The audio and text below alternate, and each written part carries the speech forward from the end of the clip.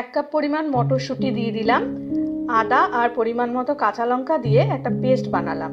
এরপরে এর মধ্যে 100 গ্রাম পনির গ্রেট করে দেব, পরিমাণ মতো জিরে, ধনে গুঁড়ো, জিরে গুঁড়ো, নুন এবং কাজু কিশমিশ অল্প কুচি করে নিয়েছি। এবার গরম মশলা দিলাম, 2 টেবিল চামচ ময়দা আর 1 টেবিল চামচ কর্নফ্লাওয়ার দিয়ে ভালো করে মেখে গোল গোল করে কোফতার মতো করে নেব।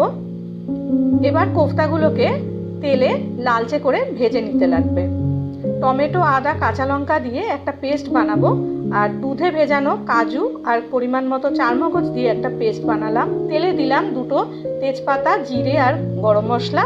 এবার টমেটো পেস্ট দিয়ে পরিমাণ মতো নুন, হলুদ, শুকনো লঙ্কার গুঁড়ো আর ধনে গুঁড়ো দিয়ে কাজু চারমগজের পেস্টটা দিয়ে ভালো করে নাড়াচাড়া করে জল দিয়ে কোফতাগুলো দিয়ে দিলাম, পরিমাণ মতো চিনি দিলাম, ঘি, গরম মশলা দিয়ে রেডি হয়ে গেল কিন্তু কড়াইশুঁটির কোফতা।